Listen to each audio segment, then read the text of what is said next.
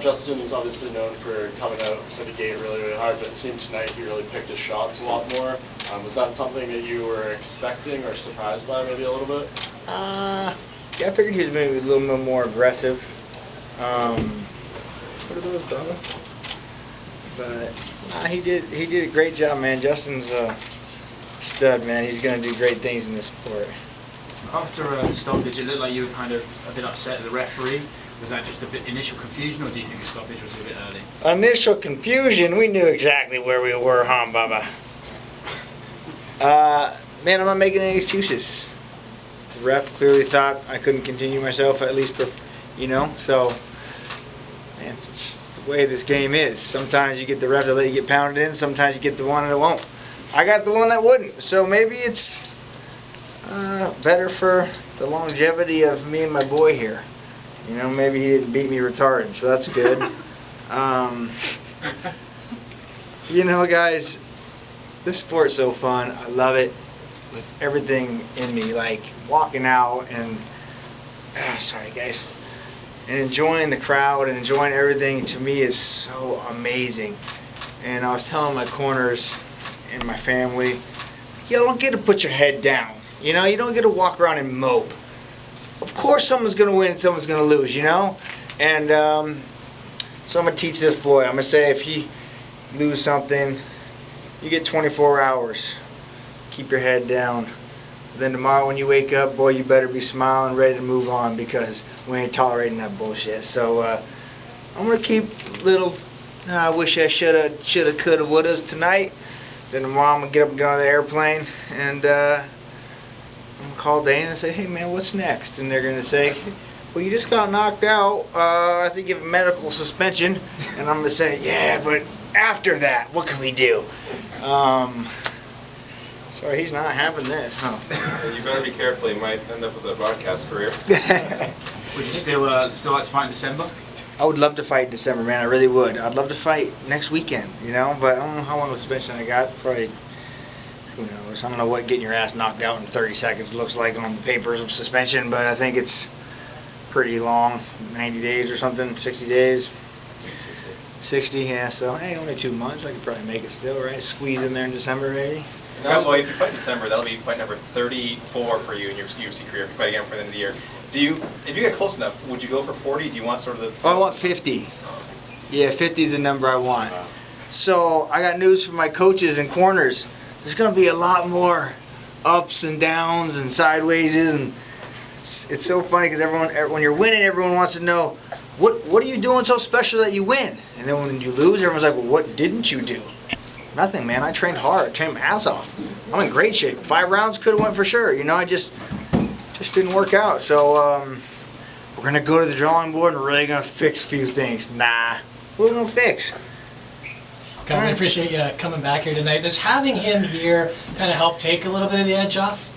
It's just cool, man. I wish he was a little bit older. I wish I could walk out and he'd be like, fuck yeah, Dad. Go. You know what I mean? Like, I kind of wish I could get a little fist bump from him or something. Like, right now he's just more entertained about this microphone and these little, so one day. But I don't know if y'all seen this. This jersey they made for me. He got a dangerous Cerrone Reebok kit with the little fresh Reebok shoes. So pretty cool, man. Is that custom or can you get those their kids? I'm sure you go on UFC.com and if you want them, they'll sell them. I'm sure. What's his weight class? It's gonna be probably 100 pounds. Get you in the 100-pound weight class in about 15 years. What do you think? The Canadian crowd was definitely behind you tonight. What do you think about that connection? Man, sorry guys. It's like I said, I've done this a long time and it's really cool. It's like a different kind of feeling when you walk out and everyone's roaring your name and chanting, screaming, "Cowboy, Cowboy!" And I hope they continue to do that because I'm gonna keep fighting until they stop. Yeah, it's like fighting at home here in Canada. It's cool, other than the taxes you guys take. That kind of sucks. But other than that, pretty cool. I guess pay them now, pay them later, same pay.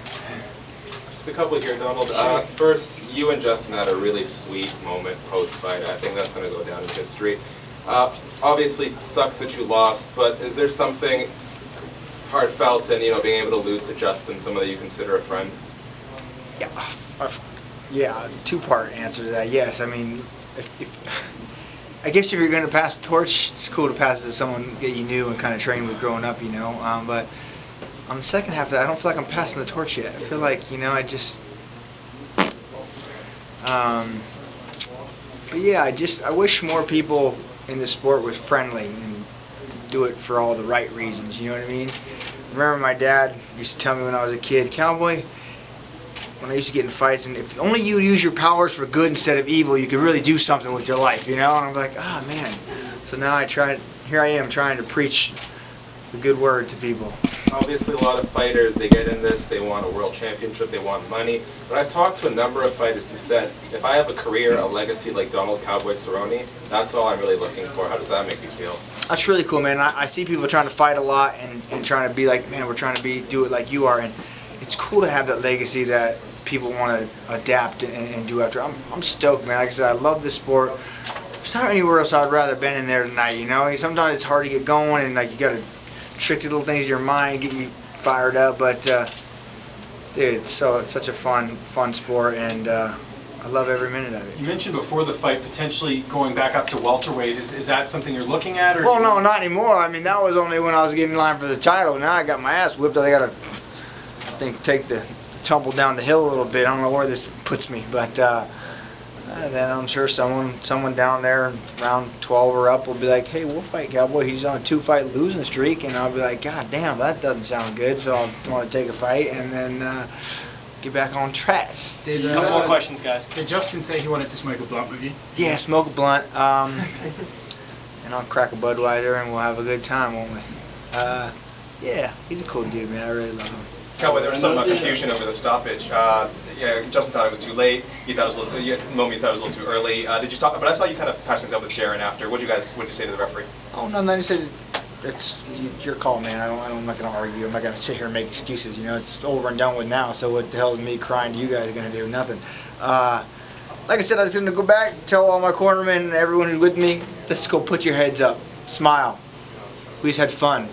I get to come to work every single day and do what I love. Are you fucking kidding me?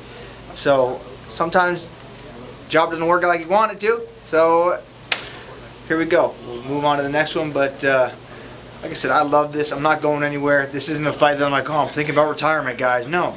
Go home. I'm going to maybe work on head movement, something, whatever shot he got me with. And I'm going to call him, I'm going to get another fight scheduled, and you're going to see me again, and we're going to be talking in the scrum again, and I'm going to be like, man, I fucking love this. There's nowhere else I'd rather, Tell him. We ain't going nowhere, We still got at least 5 or 6 good ones in us. Last question, guys. Cowboy, do you reevaluate goals, though? Because I know the belt was, a big thought, and then you have the back-to-back losses now, but you've kind of been through this before when you lost, I think it was 3 in a row, and then you got bounced back more in the conversation. So 3 in a row? Holy moly. I can't talk like that in front of my boy. But yeah, when I come next fight, hopefully I don't go 3 in a row again. That's really hurts the bank account. And at the rate I spend my money, I need those wins just to sustain life, guys.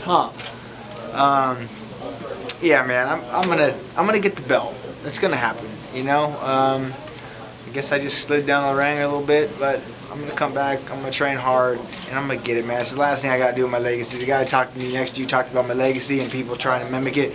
Well, you can have the greatest legacy ever in the world, and if I don't have a belt, man, I just fall a little bit short. So just, now me reflecting on everything.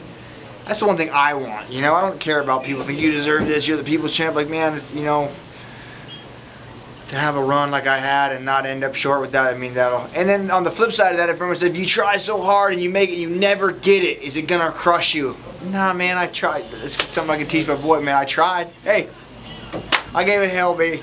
And so, man, thank you guys for taking the time. Yeah, that's our cue. Thanks, guys. Thank you so much, Cowboy. Thank you, guys.